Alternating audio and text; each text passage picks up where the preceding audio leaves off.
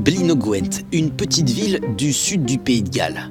Des champs à perte de vue et 69 000 habitants qui ont voté pour sortir de l'Union européenne à 62%.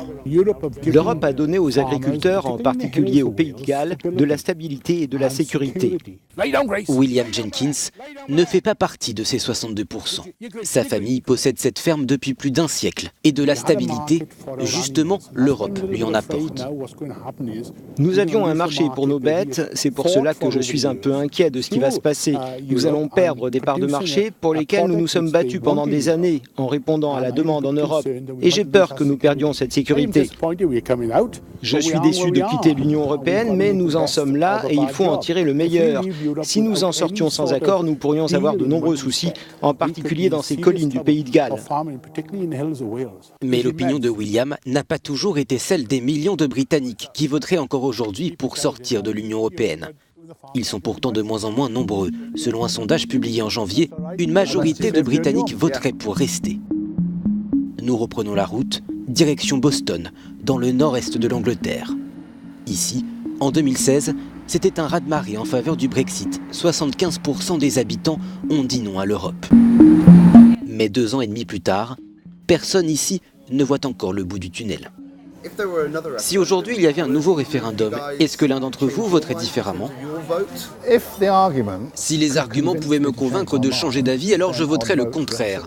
Je pense que les deux camps ont voté avec force, mais les choses se sont avérées différentes par la suite. Je pense que s'il y avait un autre référendum, il faudrait que plus de choses soient faites pour que les gens aient conscience de ce pourquoi ils votent et quelles conséquences en découleraient. Boston, Alan et Jenny y ont vécu toute leur vie.